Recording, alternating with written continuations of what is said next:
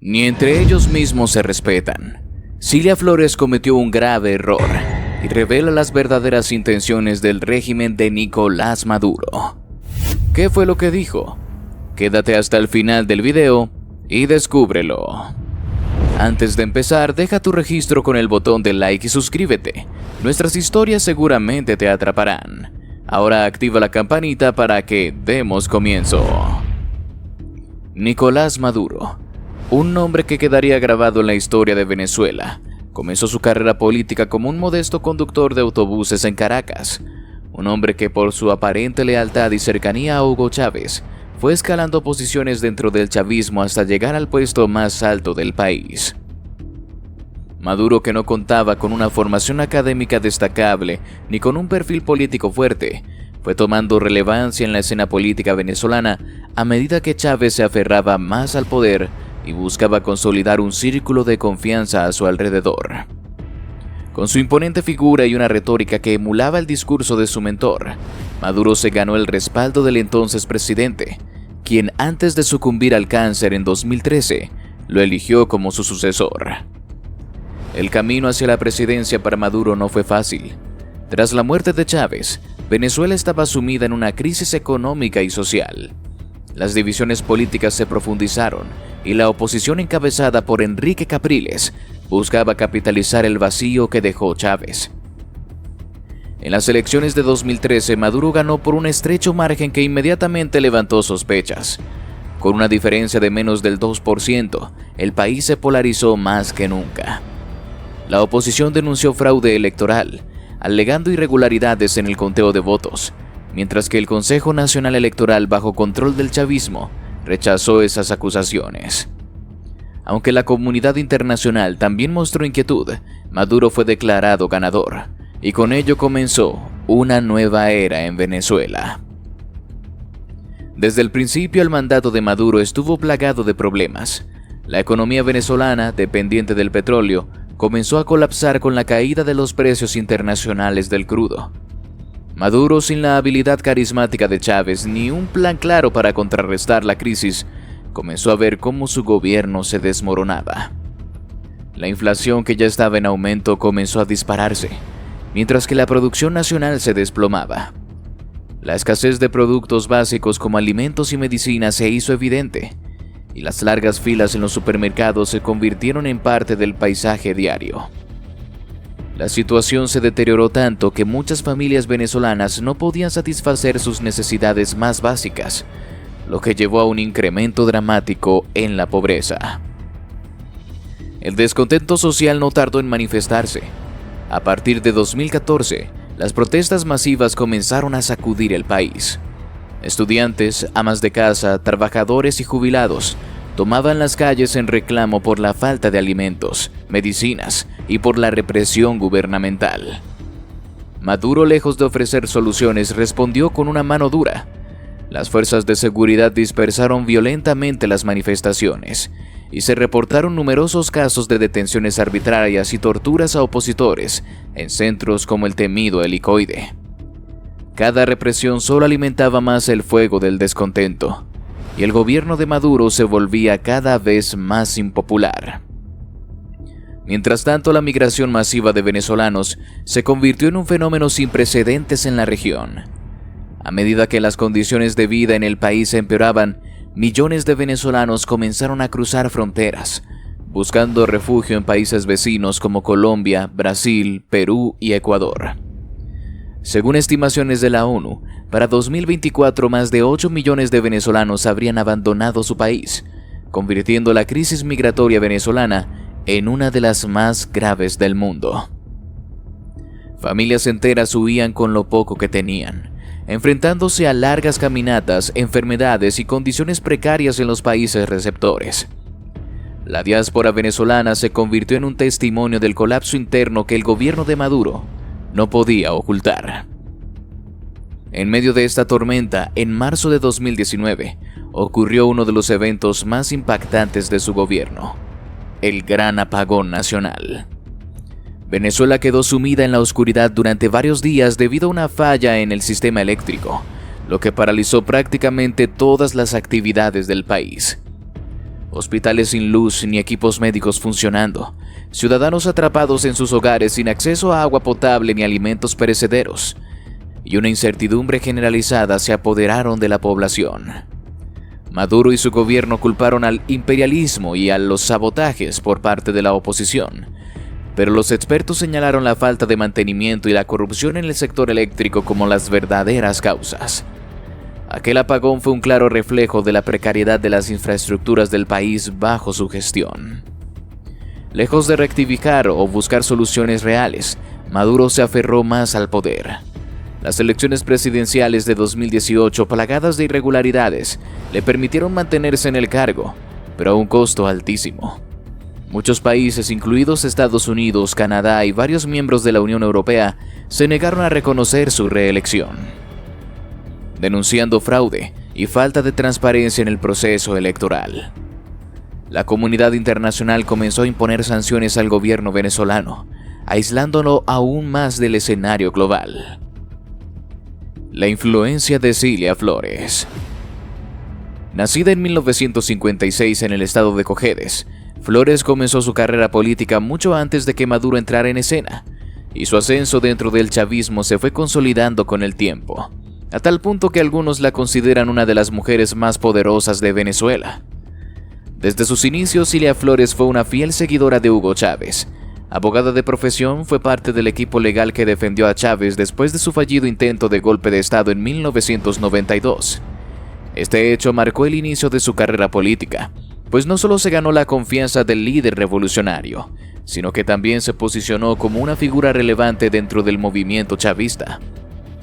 A lo largo de los años, Flores fue ocupando cargos importantes dentro del gobierno y del Partido Socialista Unido de Venezuela, PSUV, lo que la convirtió en una de las piezas más influyentes del círculo de poder.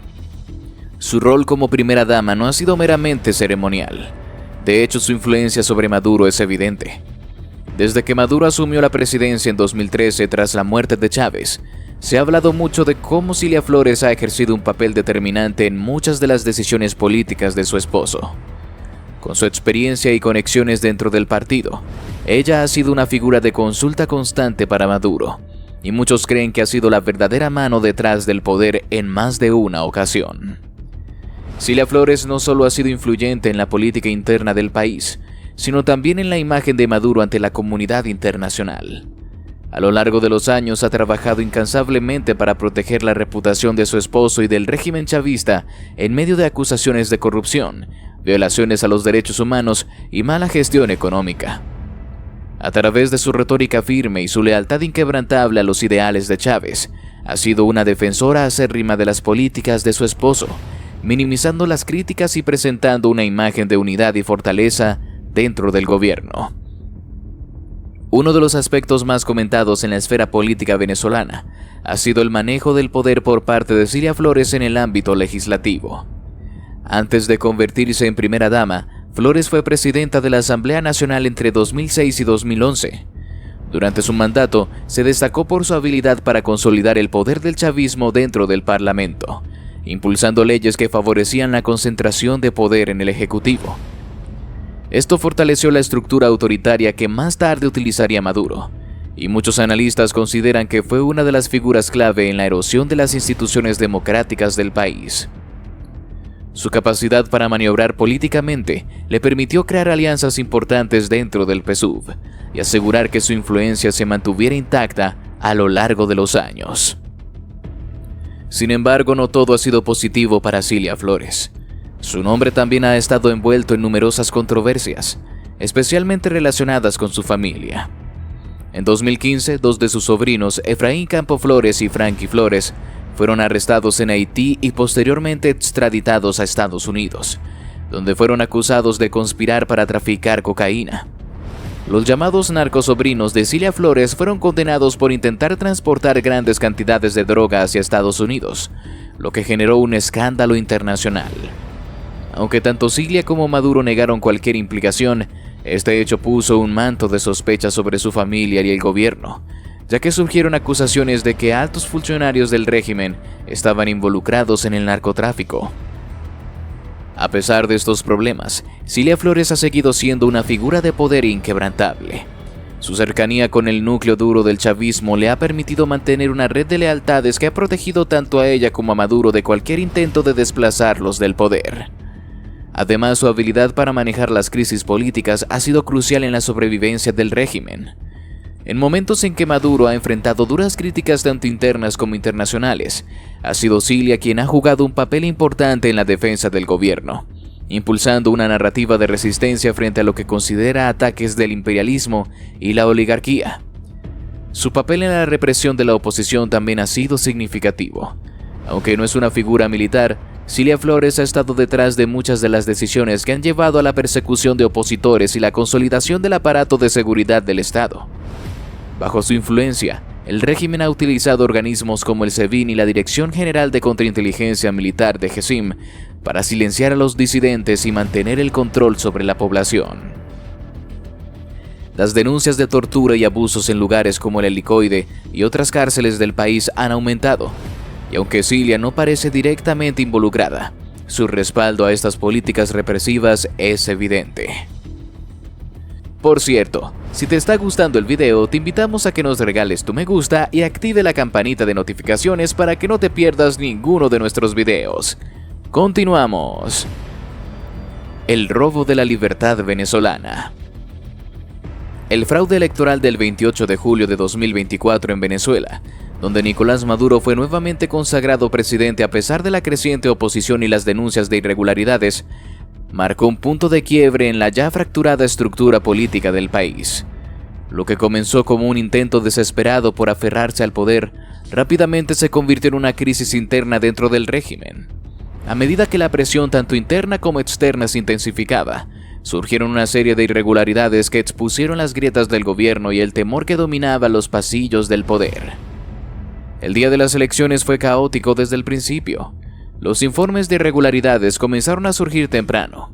Centros de votación cerrados antes de tiempo, electores impedidos de ejercer su derecho al voto y denuncias de manipulación de las máquinas de votación. Pero lo que realmente encendió la chispa de la crisis fue la negativa de Maduro y su equipo a mostrar las actas y los resultados reales de las elecciones. El candidato opositor Edmundo González había estado liderando las encuestas en las semanas previas y su victoria parecía inminente. Sin embargo, cuando se anunciaron los resultados, Maduro fue declarado vencedor con un margen inexplicablemente amplio. La comunidad internacional no tardó en reaccionar. Países de la región y más allá se negaron a reconocer a Maduro como presidente legítimo, exigiendo una revisión completa del proceso electoral. Incluso dentro de Venezuela, algunos sectores del chavismo comenzaron a expresar su incomodidad con el evidente fraude.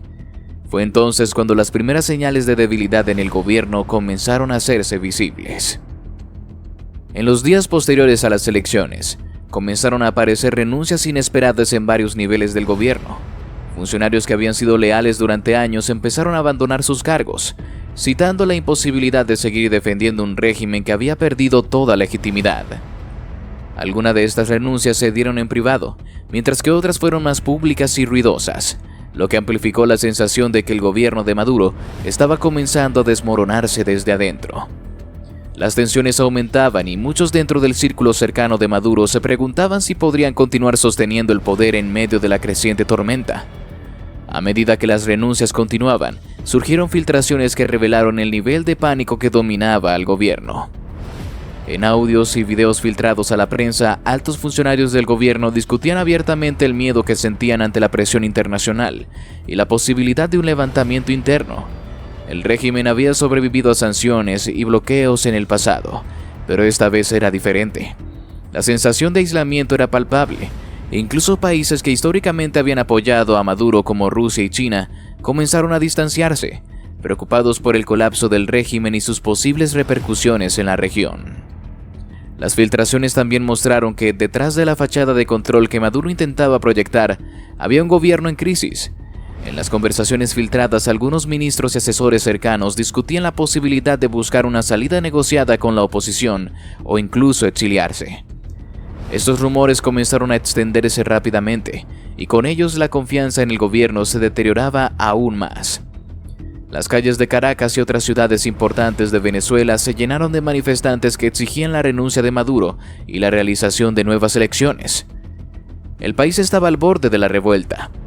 Dentro del gobierno el miedo se sentía no solo por la presión de la oposición y la comunidad internacional, sino también por la posibilidad de traiciones internas.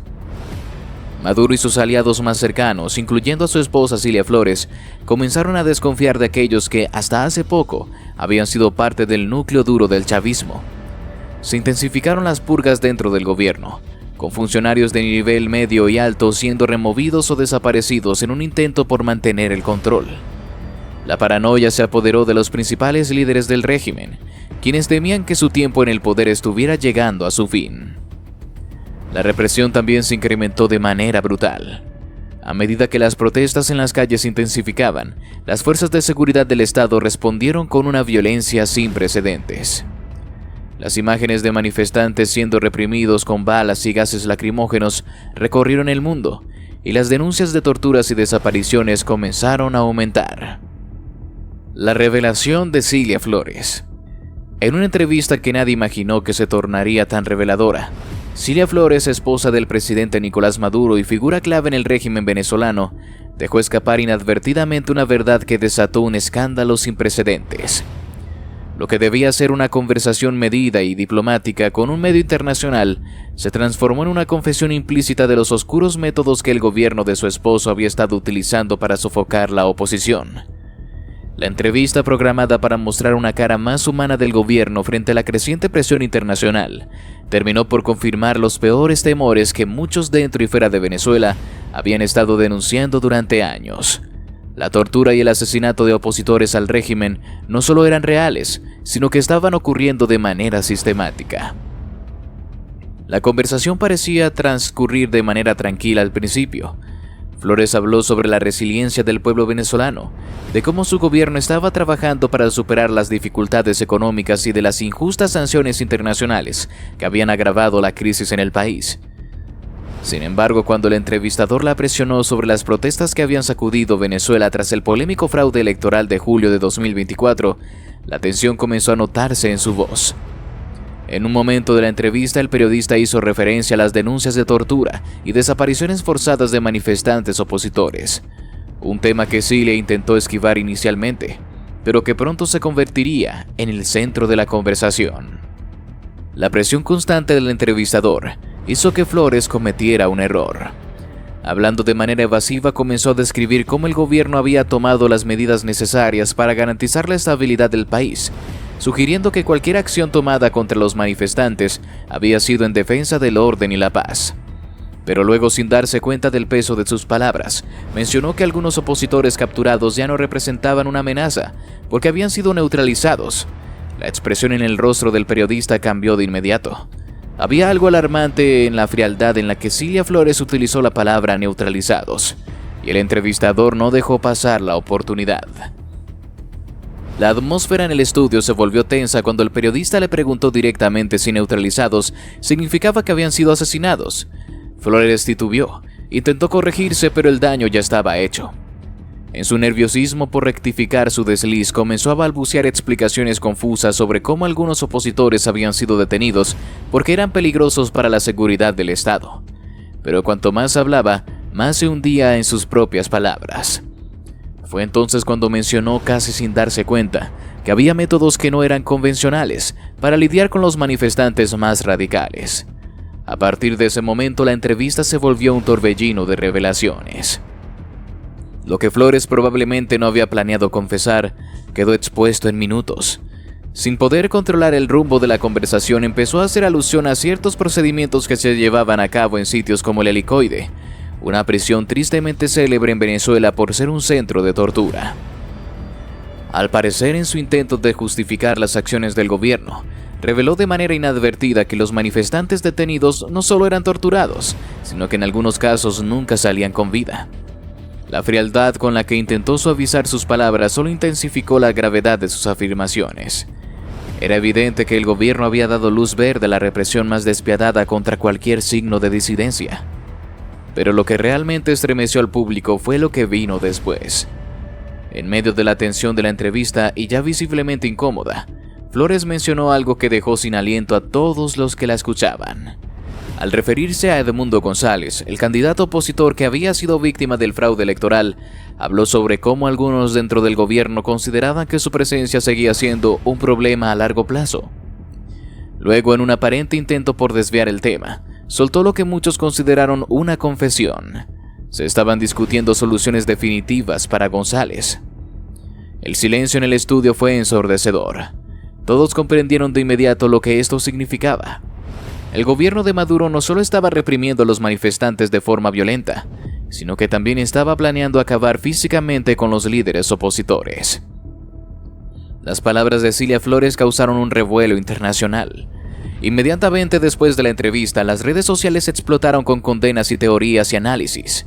¿Había Cilia Flores admitido involuntariamente que el régimen planeaba asesinar a Edmundo González? Muchos creían que sí. Las organizaciones internacionales de derechos humanos no tardaron en emitir declaraciones exigiendo investigaciones inmediatas. Amnistía Internacional, Human Rights Watch y otras entidades comenzaron a recabar más pruebas sobre las torturas y desapariciones mencionadas por Flores, y la represión sobre el gobierno venezolano alcanzó nuevos niveles. Dentro de Venezuela, la entrevista de Cilia Flores desencadenó un pánico generalizado entre los miembros de la oposición. Edmundo González, que hasta entonces se había mantenido firme en su postura contra el fraude electoral, decidió aumentar las medidas de seguridad alrededor suyo y de su equipo. En un comunicado, González acusó directamente al gobierno de Maduro de planear su asesinato y el de otros líderes opositores, lo que incrementó aún más la tensión en el país. Así llegamos al final de este video. Si te gustó, te invito a que nos des tu me gusta para seguir haciendo más videos como este. Además de que no olvides suscribirte y activar la campanita para que no te pierdas ninguno de nuestros nuevos videos. Te deseo un gran día. Hasta la próxima.